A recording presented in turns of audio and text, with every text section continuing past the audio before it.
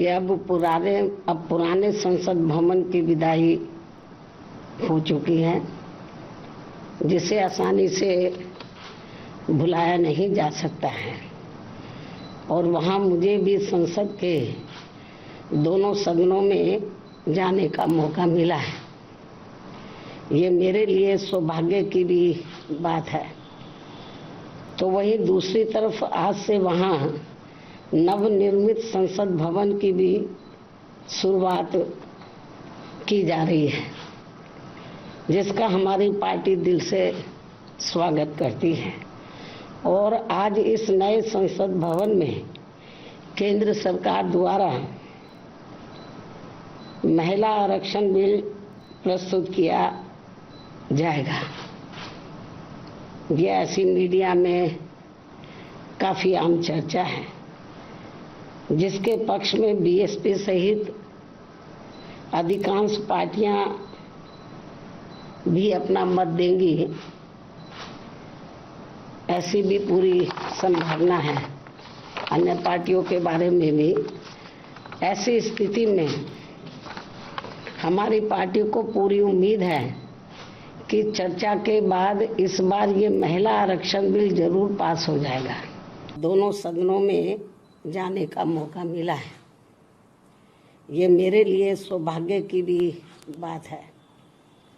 तो वहीं दूसरी तरफ आज से वहाँ नवनिर्मित संसद भवन की भी शुरुआत की जा रही है, जिसका हमारी पार्टी दिल से स्वागत करती है। और आज इस नए संसद भवन में केंद्र सरकार द्वारा महिला आरक्षण बिल प्रस्तुत किया जाएगा। यह ऐसी मीडिया में काफ़ी आम चर्चा है, जिसके पक्ष में बीएसपी सहित अधिकांश पार्टियां भी अपना मत देंगी, ऐसी भी पूरी संभावना है। अन्य पार्टियों के बारे में भी। ऐसी स्थिति में हमारी पार्टी को पूरी उम्मीद है कि चर्चा के बाद इस बार ये महिला आरक्षण बिल जरूर पास हो जाएगा, जो ये अभी तक लंबे अरसे से लटका हुआ था। और इस संदर्भ में मैंने अपनी पार्टी की ओर से एक बार नहीं बल्कि अनेकों बार संसद में ये कहा था कि हमारी पार्टी तो ये चाहती है कि देश की महिलाओं को लोकसभा व राज्य की विधानसभाओं में आरक्षण 33% देने की बजाय यदि उनके आबादी को भी ध्यान में रखकर 50% आरक्षण दिया जाता है, तो इसका भी हमारी पार्टी पूरे तय दिल से स्वागत करेगी। सरकार इसके बारे में भी जरूर सोच विचार करे।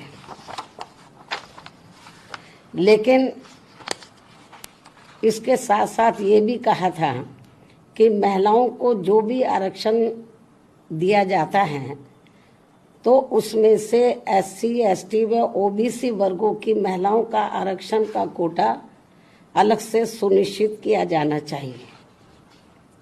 अर्थात इन्हें यानी कि एससी व एसटी को अब तक मिल रहे कोटे में शामिल ना किया जाए, क्योंकि बात ये चल रही है कि जो पहले से एससी एसटी को आरक्षण मिला हुआ है लोकसभा व विधानसभा में, जो भी इनको आरक्षण है, तो उसमें से इनको कोटा दिया जाए। तो इसके पक्षधर नहीं है हमारी पार्टी की। महिलाओं को उसके एससी एसटी को जो रिजर्वेशन मिल रहा है लोकसभा और राज्य विधानसभाओं में, उसमें से इनको दिया जाए, ये ठीक नहीं है। इनका बना रहे, जो अब 33% दिया जा रहा, उसमें से इनकी व्यवस्था होनी चाहिए। अर्थात वरना इन वर्गों के साथ काफ़ी नाइंसाफी होगी। और यदि ऐसा नहीं किया जाता है, तो फिर इन सभी वर्गों की पिछड़ी महिलाओं को यहाँ सामान्य सीटों पर जल्दी से मौका नहीं मिल पाएगा, क्योंकि यहाँ जातिवादी पार्टियां शुरू से ही इन वर्गों को किसी भी क्षेत्र में आगे बढ़ते हुए देखना नहीं चाहती हैं। जबकि भारतीय संविधान के मूल निर्माता परम पूज्य बाबा साहब डॉक्टर भीमराव अंबेडकर ने इन वर्गों के पिछड़ेपन को दूर करने व इन्हें स्वाभिमान की जिंदगी बसर करने के लिए इन्हें सरकारी नौकरियों व राजनीति आदि में अलग से इसलिए आरक्षण देने की व्यवस्था की थी क्योंकि इन वर्गों के लोग यहाँ सदियों से जातिवादी व्यवस्था के तहत शैक्षणिक, आर्थिक व सामाजिक क्षेत्र में काफ़ी ज़्यादा पिछड़े हुए थे, जो अभी भी पिछड़े हुए हैं। ऐसी स्थिति में हमारी पार्टी ये चाहती है कि इन वर्गों की महिलाओं को आज पेश किए जाने वाले महिला आरक्षण बिल में इनके लिए अलग से आरक्षण की व्यवस्था जरूर की जानी चाहिए। और यदि ऐसा नहीं किया जाता है और ये बिल वर्तमान स्थिति में ऐसे ही पास कर दिया जाता है तो फिर हमारी पार्टी ये मानकर चलेगी कि इस मामले में भी बीजेपी व कांग्रेस पार्टी एंड कंपनी के लोगों की जातिवादी मानसिकता अभी तक भी नहीं बदली है और ये पार्टियां इन वर्गों को अभी भी पिछड़े हुए बनाए रखना चाहती हैं। इसके साथ ही ये भी सर्वविदित है कि इस बिल में इनकी सीटें निर्धारित करने को लेकर जो भी मापदंड तय किए जाएंगे तथा सीटें आदि जो भी बढ़ाई जाएंगी तो उसमें किसी भी प्रकार की राजनीति नहीं होनी चाहिए, अर्थात उसमें पूरी पारदर्शिता होनी चाहिए और ये बिल समय से भी लागू होना चाहिए। बीएसपी की ये पुरजोर मांग व सलाह भी है। एमपी ऐसे हैं जो 10 या 15% नाम मुसलमानों के वोटर लिस्ट में जीत कर आए हैं। एक तो तमिलनाडु में मुस्लिम लीग के एमपी है, दूसरा हमारे अंसारी भाई थे, अंसारी भाई थे। अब जितने उससे हटकर जो 24 एमपी जीत कर आए हैं, ये सेकुलर पार्टी की मेहरबानी नहीं है, ये 30% से ज्यादा मुस्लिम वोटर है तो इसलिए जीत कर आ रहे हैं। तो इनका ये बोलना है कि हम जिताए, नहीं जिताए आप, तो 30% के ऊपर जहां पर वोटर लिस्ट में मुसलमानों की आबादी है, वोटर लिस्ट में नाम है, आप जीत कर आते हैं। तो इसमें आपका बोलना है कि नहीं हम तीर मार लिए, नहीं, आप तीर नहीं मार रहे हैं। अगर आप तीर मारते तो फिर आप यूपी में बीजेपी को रोक देते। अच्छा, दूसरी बात यह है कि मुसलमानों में एक, जैसा बदरुद्दीन भाई ने कहा, बिल्कुल सही है, मुसलमानों में एक जुनून है कि हम फिरका परस्त पार्टियों को वोट नहीं देंगे। बहुत अच्छी बात है, मगर आपको यह भी देखना है कि आपको भी जिंदा रहना है। मैंने जो सियासत सीखी अपने वालिद के पैरों के पास बैठकर सीखी, अपने बुजुर्गों से सीखी, हम बदरुद्दीन भाई से भी सीखते हैं। बदरुद्दीन भाई 2 in 1 है, ये आलिम दीन भी है और सियासतदान भी है। तो जहां पर बदरुद्दीन भाई का काम मुश्किल में पड़ जाता वो दुआ देके फूंक देते हैं, जो मैं नहीं कर सकता, मेरे पास नहीं है। मगर आप देखिए कि ये आलिम दीन है और एक प्रैक्टिकल आलिम दीन है। ये इनका ये उसमें फंसे हुए नहीं है उस डिबेट में। और बदरुद्दीन भाई आपसे ये नहीं कह रहे हैं कि पिछले बार इनका कांग्रेस से अलायंस हुआ था और इनकी बदौलत कांग्रेस को उतनी सीटें मिली आसाम में, और जब इख्तिदार नहीं मिला कांग्रेस को तो नतीजा आने के 24 घंटे नहीं हुए, मैंने अपने कान और आंख से सुना कि कांग्रेस के लीडर बदरुद्दीन भाई को बदुआ दे रहे थे। ये इनकी सियासत है। बदरुद्दीन भाई, हम हार, सही कह रहा हूं, झूठ तो नहीं कह रहा ना हजरत, वरना इतर की शीशी भी नहीं मिलेगी। देते नहीं है, इनसे खुशबू मांगो, बोलते मैं दुआ दूंगा, पढ़ के फूंक दूंगा। तो कांग्रेस ने यह काम किया। तो ये चीज आपको देखना है। अब हम इंडिया अलायंस में हम नहीं है, भाड़ में जाए, मुझे उसकी फिक्र नहीं है, मुझे कोई फिक्र नहीं है। इसलिए मैं सुनिए, मैं इसलिए कह रहा हूं कि भाई साहब उसमें बैठकर क्या करेंगे, दम घुटेगा। वहां पर आप आइडियोलॉजी पर बीजेपी से मुकाबला क्यों नहीं करना चाहते? मुकाबला करें ना आइडियोलॉजी पर बीजेपी से। आप पहले ये कहेंगे कि देखो माहौल इतना खराब है कि अगर आपको देंगे टिकट तो फिर हमको हिंदू वोट नहीं मिलेगा, ये खुला बोलते हैं। तो आप, मैं खुल के कह रहा हूं, अंदर कमरे में कहते हैं। अच्छा, फिर आप देखिए कि राहुल गांधी अमेठी से क्यों हारे और वायनाड से क्यों जीते। वहां पे असदुद्दीन ओवैसी नहीं लड़ा इलेक्शन, वहां डील नहीं हुई मेरी बीजेपी से, नहीं हुई डील मेरी, मगर वायनाड से जीते। क्यों जीते वायनाड से? क्योंकि मुस्लिम लीग है वहां पे, मुस्लिम लीग ने उनको डूबने से बचा लिया। और मैं आपको बताना चाह रहा हूं कि मैं हमेशा ये कहता हूं कि अल्लाह हजरत इस्माइल रहमतुल्लाह अलैह की खबर को नूर से भर दे। उनमें वो विजन था कि उन्होंने मुस्लिम लीग को जिंदा रखा। वो काम उसके बाद तंगल फैमिली ने उसको लेकर आगे बढ़े और बड़ी कामयाबी के साथ इंडियन मुस्लिम लीग केरल में काम करती है। और वहाँ पर अभी आपने बताया, ईटी मोहम्मद बशीर साहब ने, अब एजुकेशन मिनिस्टर भी थे, कि किस तरीके से मुस्लिम लीग केरल में काम करती है और अपनी ताकत पर जीतती है, और उनकी ताकत के बगैर कांग्रेस इख्तिदार में नहीं आ सकती है। तो ये जो सियासत है इसको समझने की ज़रूरत है। मगर जो हिंदी बेल्ट की सियासत है वहाँ पर मुसलमानों को एक फ़ैसला लेना पड़ेगा। आपने मैं पिछले उत्तर प्रदेश के चुनाव में बोला कि भाई ठीक है, आप, बहुत से लोग मुझे बोले कि हम फैसला कर लिए, हम आपको वोट नहीं दे सकते। मैं ठीक है, मैं लड़ूंगा। तो उन्होंने कहा कि नहीं, हम अब के बार बीजेपी को रोक देंगे। मैंने उनसे कहा कि देखिए, एक बात समझिए कि आप रोकिए ज़रूर, मगर ये तो बताइए कि आप जीतेंगे कितने। आप अपनी आवाज़ तो बनाइए, एक 3-4 को जिताइए जो आपके लिए लड़ेंगे, आपकी आवाज़ बनेंगे। बोले नहीं, हम फैसला कर लिए कि अब के बार हम साइकिल को साथ देंगे। मैंने कहा मुबारक, आपका फैसला है, मैं थोड़ी बहुत मुझे तकलीफ होगी, मगर आप कर लीजिए। मगर आप, मैंने उनको बताया कि आप कामयाब नहीं होने वाले। बोले आपको कैसे मालूम? मैं बता रहा हूँ आपको, कामयाब नहीं होंगे आप। मगर जुनून था, पूरे मसाजिद से ऐलान हो गया, सब मसाजिद से ऐलान हो गया। जुमे के खुतबे में इमाम साहब मिंबर रसूल पर खड़े होके, अच्छा फैसला लीजिए, शैतानियत को शिकस्त दीजिए, इंसाफ को कामयाब करिए, सब बोला गया। और माशाल्लाह से मुसलमान सुन लिया। मगर नतीजा क्या निकला? नतीजा ये निकला कि बीजेपी चुनाव जीती, मगर आपके नुमाइंदे कामयाब नहीं हुए। तो ये आपको डिफरेंस महसूस करना है। मेरा जो पॉलिटिकल ओरिएंटेशन है, मैं उसकी बात कर रहा हूँ। मेरा मानना यही है, और जब तक मैं जिंदा रहूंगा मानता रहूंगा, कि भारत की जमहूरियत, भारत का आइन उस वक्त मजबूत होगा जब मुसलमानों की एक सियासी आवाज होगी, मुसलमानों का एक पॉलिटिकल रिप्रेजेंटेशन होगा।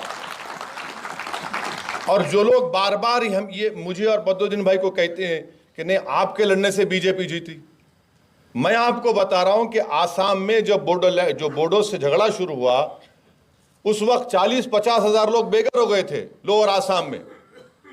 और गुर्बत तो आप देखे ही नहीं होंगे दिल्ली में बैठने वाले, जो मैंने आसाम में देखे, 5 लाख के करीब। हम 10 दिन वहां पर थे, रमजान का महीना था। जो खिदमत बदरुद्दीन भाई और उनके इदारे ने की, मरकज ने, गैर मामूली थी। अब आप बताइए कहां थे? कोई भी नहीं थे। तो ये जब तक आपके पास आपके वोट से कामयाब शुदा एमएलए, एमपी, काउंसलर, सरपंच नहीं होंगे, आपके मसाइल नहीं हल हो सकते हैं। मिसाल आपके सामने है, बदरुद्दीन भाई ने कहा कि 2 साल में उनके इदारे की तरफ से 600 लड़के नीट कामयाब हुए, लड़के लड़कियां। फिर कांग्रेस क्यों नहीं करती? कांग्रेस को करना चाहिए ना। तो बोलेंगे ना, हम सत्ता में आके करेंगे।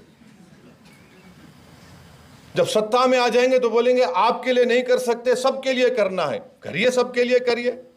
मुस्लिम लीग है, मुस्लिम लीग का एक स्ट्रक्चर है, पार्टी का बेहतरीन स्ट्रक्चर है। मैं खुद जाके देखा हूं। आज हमारे पार्लियामेंट में 75 साल का डिबेट थी, पार्लियामेंट की सियासी सफ़र की।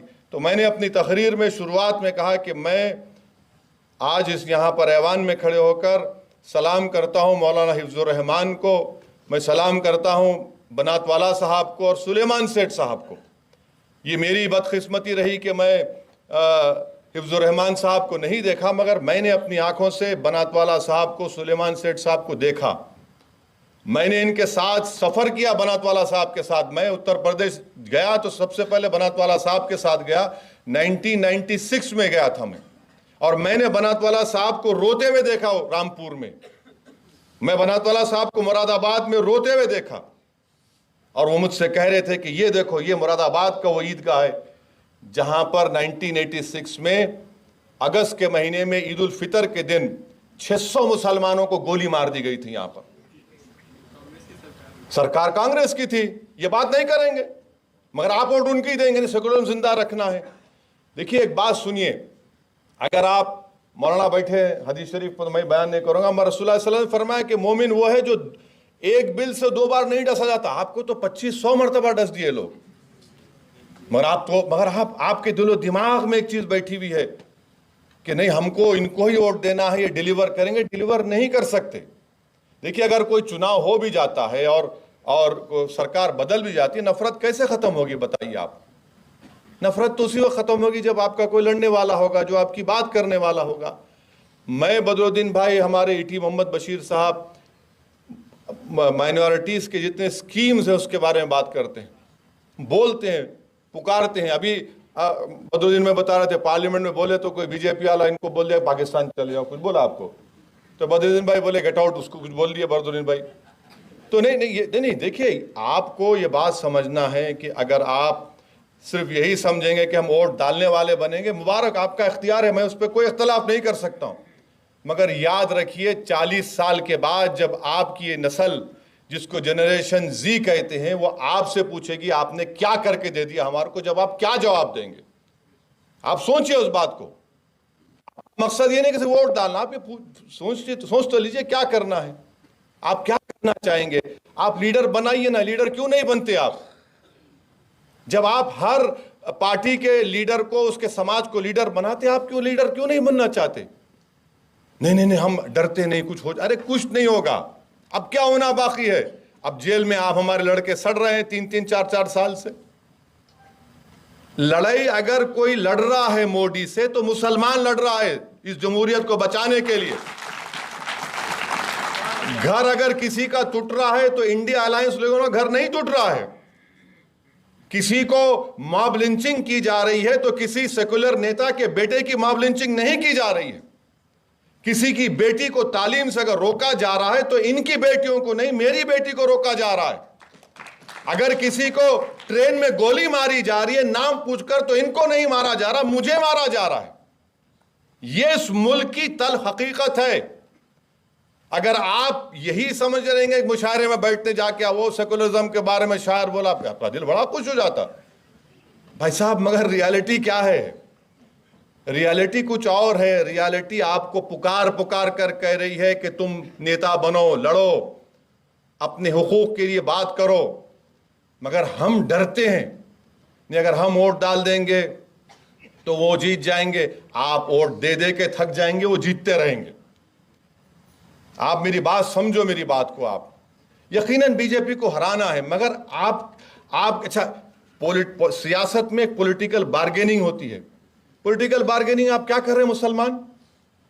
आप हर समाज को ले लीजिए, चाहे यादव हो, कुर्मी हो, कुशवाहा हो, ठाकुर हो, ब्राह्मण हो, जितने समाज हैं उनमें इतना सियासी शौर है कि पॉलिटिकल बार्गेनिंग करते हैं अपनी समाज के लिए।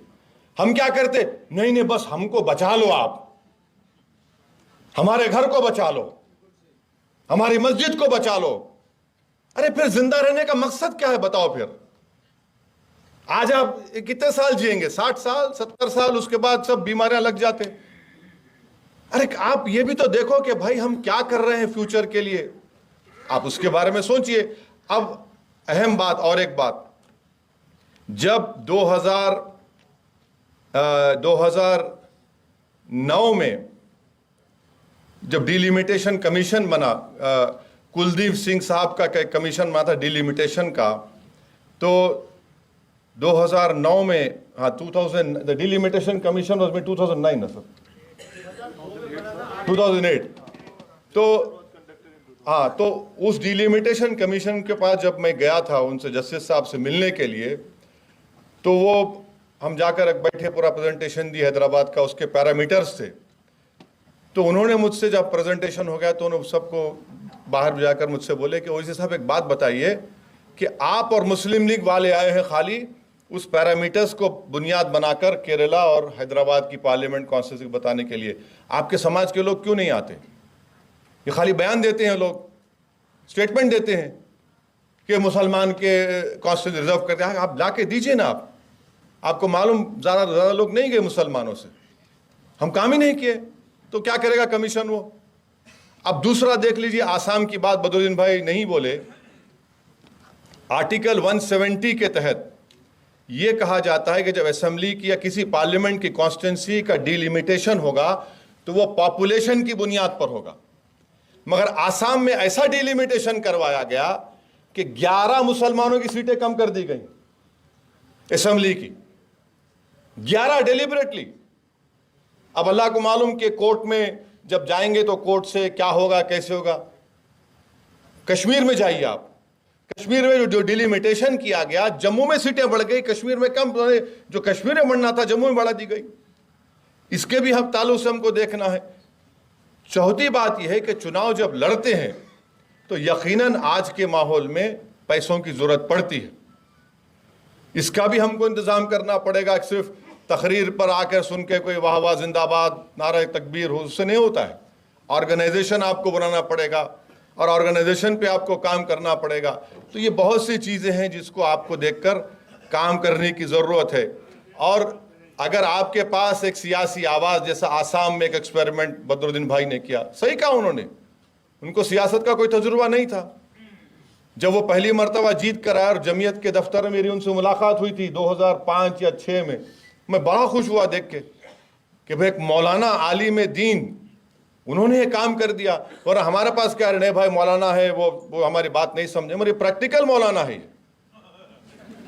ये मौलाना को गर्मी और नरमी और वो सब मालूम इनको। और आसाम में रहना आसान बात नहीं है।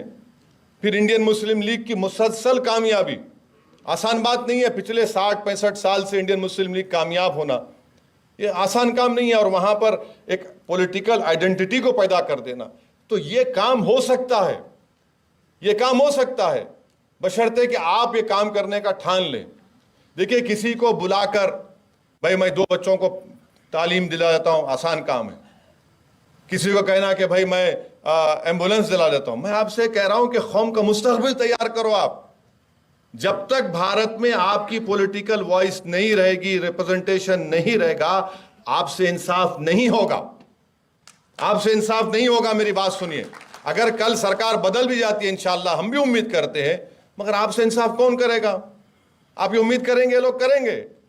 हमारे हैदराबाद में कहावत है कि जब तक बच्चा नहीं रोता माँ उसको दूध नहीं पिलाती। तो हम लोग क्या करते हैं? हम लोग सिर्फ दुआ करते हैं, बस दुआ करिए मौलाना के इस इलेक्शन में ये तमाम बातिल ताकतें बर्बाद हो जाएं। हम लोग जोर से आमीन बोलते, फिर वहां दुआ करते हैं अल्लाह इस इलेक्शन में इनको आपस में टकरा दे, आमीन, हो गया। मेरे भाई रसूल अल्लाह सल्लल्लाहु अलैहि वसल्लम मिंबर और मेहराब से उतरकर मैदान कारसाज में अपने दंदान मुबारक को शहीद कराए थे। सिर्फ दुआ पर इक्तफा नहीं कि अमली मैदान में आए थे। अब आपको भी सोचना है कि आप क्या करेंगे। क्या सिर्फ आप सुनते रहेंगे, किताब पढ़ेंगे? अरे भाई, इस आदमी ने नहीं मालूम कितनी रातें अपनी खराब की, कितना सुकून अपना बर्बाद किया किताब लिखने के लिए। तो इस किताब को पढ़िए, उस पर अमल करिए, सोचिए कि मैं क्या करने वाला हूं। आप अगर आपको नफरत है सऊदीन ओवैसी से, ईटी बशीर साहब से, बदरुद्दीन भाई, तो आप आइए, मैं पीछे आपके काम करने तैयार हूं, या खुद करिए, मगर कुछ तो करिए। अगर आप नहीं करेंगे, अगर आप नहीं करेंगे और बोलेंगे भाई साहब कोई आसमान से फरिश्ते आने वाले नहीं है, अभी ना कोई जमीन से निकल कर आने वाला है, आपको ही करना है। अगर आप चाहते हैं कि आपके मुकद्दर के फैसले आपकी मर्जी के मुताबिक हों, तो फिर सियासत में हिस्सा लीजिए। अगर आप सियासत नहीं करेंगे तो कोई और सियासत करेगा आपसे। सियासत में हिस्सा लीजिए, लड़िए इलेक्शन, डरिए मत। जिंदगी में, इस दुनिया में अगर हार मिलती है तो कोई परवाह नहीं, उस दिन की हार से बचिए उस दिन अल्लाह सबका हिसाब किताब करेगा। तो इस दुनिया में हारे कोई बात नहीं, मगर इखलास तो है ना, नीयत है, अल्लाह को राजी करना है, एक मजलूमों की आवाज़ बनना है। अच्छा, कोई बोलेगा नहीं मुसलमानों के एमपी हैं पार्लियामेंट में। मेरे भाई, सिवाय बदरुद्दीन भाई के ईटी मोहम्मद बशीर साहब हैं, आपके एक और साथी हैं, मैं हूँ, इम्तियाज़ साहब हैं, हम लोग ही 4 पुकारते हैं दीवाने। दूसरे पार्टियों के जो हमारे मुस्लिम मेंबरान हैं बड़े बाइज्जत हैं मगर उनकी पार्टी उनको बोलने ही नहीं देती। अच्छा, वो बैठकर सुनते हमारी तकरीर को, बदरुद्दीन भाई की, बशीर साहब की। अब आप क्या बोलेंगे? What are you saying? We are sitting to hear you. आप क्यों नहीं बोलते? बोले no you please understand, we come from this party that party. अच्छा, जितने बड़े बड़े पार्टियां हैं उनके नेता आप सुनेंगे, ऐसा नजर आता है कि मुसलमान वो है, मैं नहीं हूं। मगर जब उनकी बात करने की मामला आता, कोई नहीं करेंगे। अब आप बोलेंगे कि हैदराबाद में हमने क्या हासिल किया, एक लंबी तारीख है हमारी। सिर्फ आपको बताऊंगा कि पिछले 9 साल में हमने तेलंगाना की हुकूमत की तायीद की, उनसे अच्छे ताल्लुकात रखे, मिस्ट्री नहीं ली, हमारी नुमाइंदगी पर, और गवर्नमेंट ने एक पॉलिसी बनाई। आज 200 मुसलमानों के लिए रेजिडेंशियल स्कूल चलते हैं। 6th क्लास से 12th क्लास तक फ्री तालीम, बच्चियों का रेजिडेंशियल स्कूल अलग, लड़कों का अलग। कितने 80,000 के करीब मुस्लिम बच्चे और बच्चियां पढ़ते हैं उसमें।